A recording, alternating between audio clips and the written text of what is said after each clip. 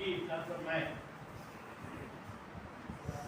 फलसफी न समझेगा। ये तो एक कहावत है। क्या बात है।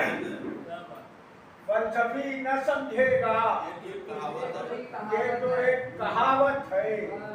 वीरगी का बढ़ जाना शुभ की अलामत है।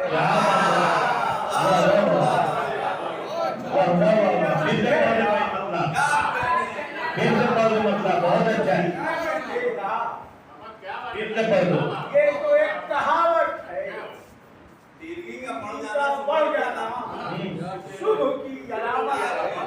वीरगी का बढ़ जाना फलसफी न समझेगा, ये तो एक कहावत है। वीरगी का बढ़ जाना शुभ की अलामत है। अच्छा बहुत वीरगी का बढ़ जाना शुभ की अलामत है। और शेर समाज फरमाए कि लंबा नाक रोशन है, नादिशे दो आलम की। लंबा नाक रोशन है, नाजिशे दो आलम की। कुल करो चरागों को इनकी क्या जरूरत है। क्या बहुत क्या जारी हुई बात है। लंबा नाक रोशन है, नाजिशे दो आलम की। कुल करो चरागों को इनकी क्या जरूरत है। कुल करो चरागों को इनकी क्या जरूरत है। और आपके पैगंबर से नूर बेस दुनिया है।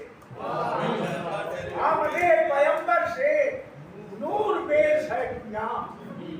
आपके पैगंबर से नूर बेस है दुनिया।